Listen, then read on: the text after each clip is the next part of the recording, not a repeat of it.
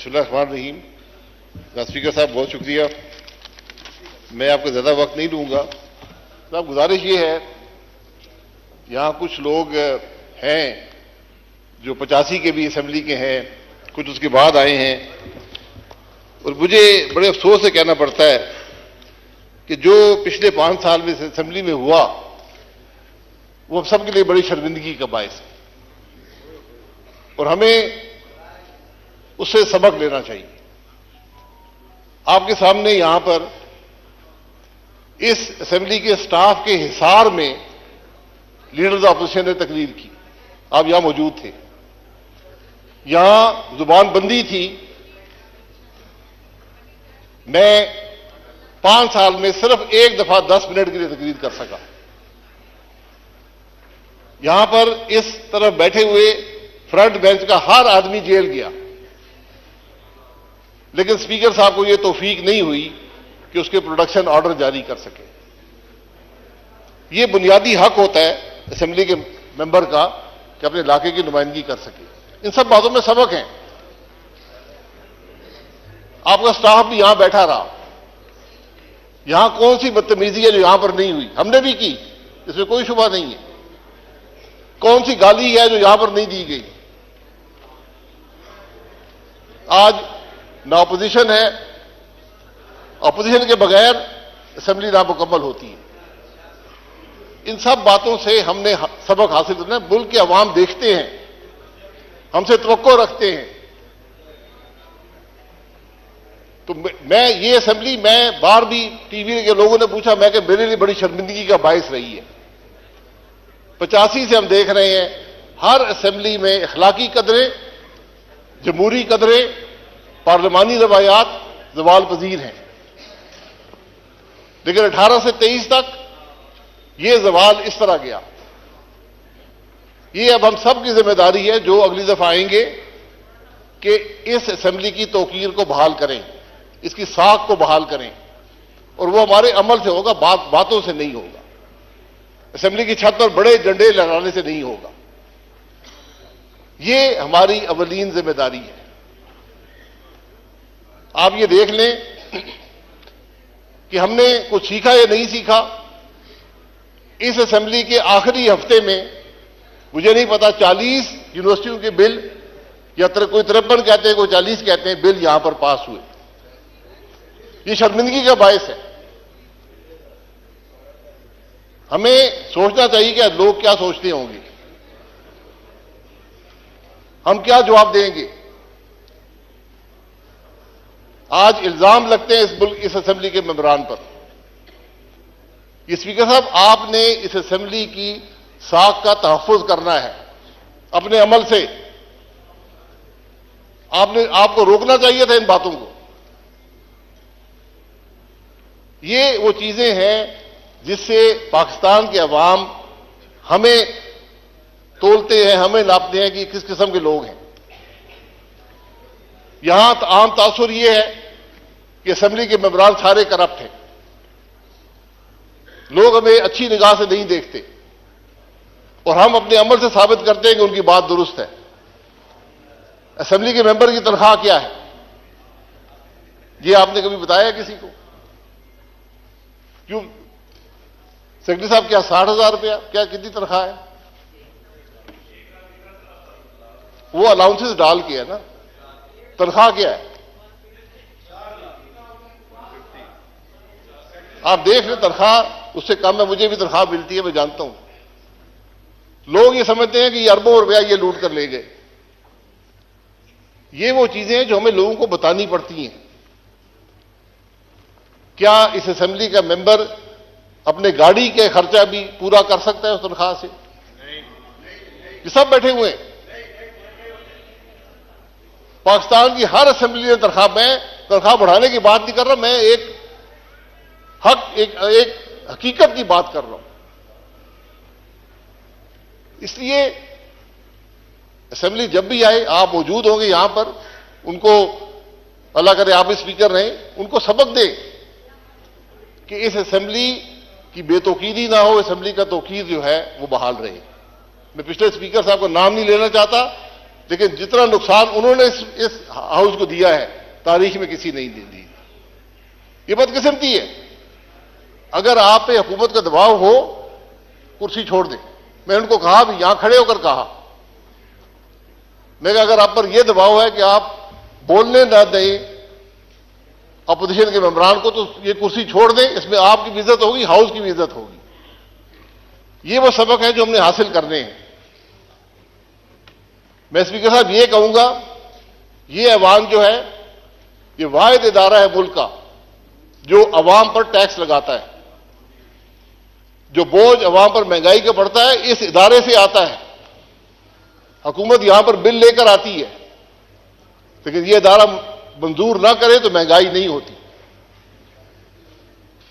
मेरा सवाल यह है कि इस मुल्क के अवाम पर टैक्स लगाने वाले खुद टैक्स देते हैं या नहीं देते? यह सवाल होना चाहिए। मैंने 13 साल नैब की अदालतों में गुजारे हैं। आज भी नैब की अदालत से होकर आया हूं।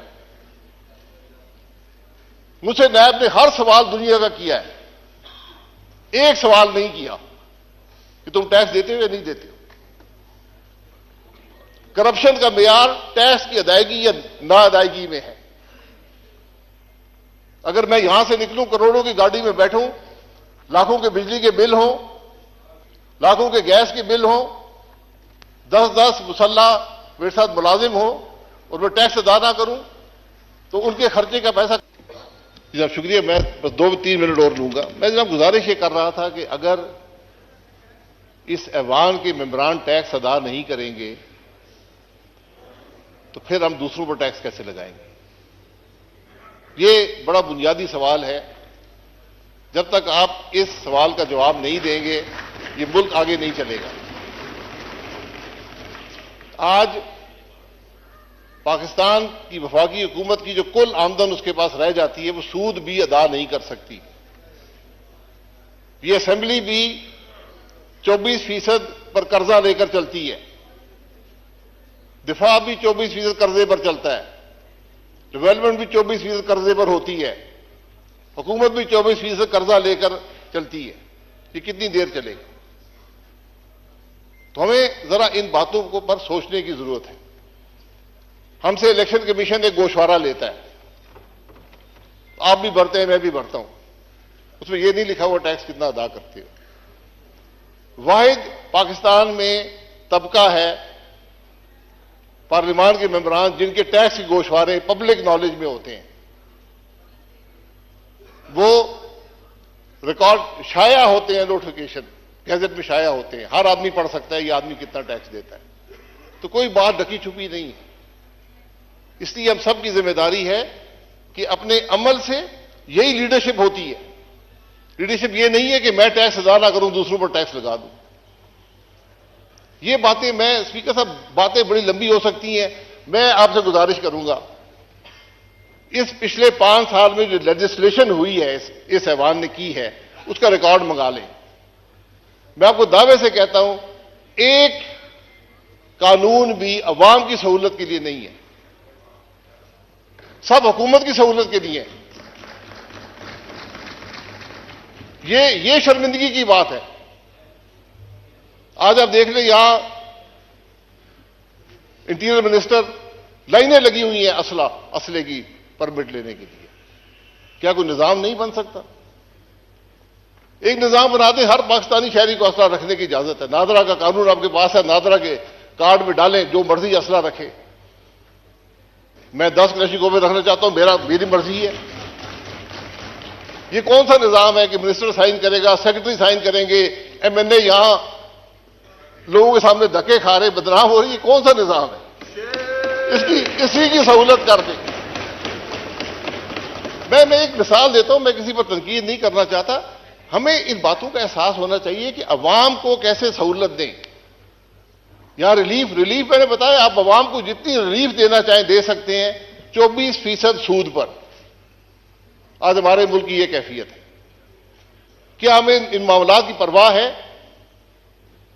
मेरा सिर्फ एक शिकवा इस ऐवान से, हुकूमत से यह रहा है कि मुझे कोई फिक्र नजर नहीं आती मुझे कोई उजलत नजर नहीं आती, मुझे कोई तकलीफ नजर नहीं आती कि आज मुल्क के इन हालात में है। ये बिजनेस एज यूजुअल नहीं चलेगा, नहीं चल सकता। आपको बुनियादी रिफॉर्म करने पड़ेंगे, बुनियादी तब्दीलियां करनी पड़ेंगी, हुकूमत के निजाम को बदलना पड़ेगा, सबको बैठकर मईशत के अगला रास्ता तय करना पड़ेगा। बहुत मुश्किल साल है पाकिस्तान के लिए। मेरा अंदाजा ये कम से कम 10 साल लगेंगे आपको हालात दुरुस्त करने में, उनकी सिमत दुरुस्त करने में। लोग 20 साल की बात करते हैं, हमने इस नहज पे पहुंचा दिया इस मामले को, और हम सब जिम्मेदार हैं कि जब हम बिल के लिए आय करते हैं तो हम उस बिल के जिम्मेदार होते हैं, उसके जो असरात हैं उसके हम जिम्मेदार होते हैं। इसलिए स्पीकर साहब, हमें इन बातों का एहसास होना चाहिए। हम सिर्फ हल्के तक महदूद नहीं हो सकते। हुकूमत अवाम के मामलात से अलहदगी इख्तियार नहीं कर सकती। जो कुछ माजी में हुआ वो सब, मैं हमेशा कहता हूं ट्रुथ कमीशन बढ़ा दें, मुल्क के अवाम को हकायक का पता चले कि इस मुल्क के हालात हैं क्या और क्यों हुए हैं। मैं बड़ी बड़ी तल्ख हकायक है इस मुल्क के, लेकिन हमने अपनी तारीख को भी मसख कर दिया। हमें हकीकत का इल्म नहीं है कि मुल्क के अंदर हुआ क्या है, किसने क्या किया। सजाएं को छोड़े, सजा जजा अल्लाह ताला पे छोड़ दें, तो कम से कम हकायक तो अवाम के सामने रखें। ये आपका बहुत मशकूर हूं, ये चंद बातें रखनी थी, लेकिन जिम्मेदारी हम सबकी है। अगर हम कोई गलत काम करेंगे, गलत भर्ती करेंगे, इस अवाम के मेंबर होकर, वजीर होकर हमने निजाम को तबाह कर दिया। लोगों का एतमाद उठ जाता है। आज अवाम का एतमाद हुकूमत के निजाम पर उठ गया है। आपको उसको दुरुस्त करना है, लेकिन दुरुस्त बातों से नहीं होगा, उल्टे सीधे कानून बनाने से नहीं होगा, अमल से होगा। ये बात जो भी कल ऐवान में आए उनको आप जरूर हमारी तरफ से पैगाम दें कि जनाब ये बातें हैं, आप सिमत दुरुस्त करें, मामले को आगे चलाएं, फिर मुल्क की दुरुस्ती होगी।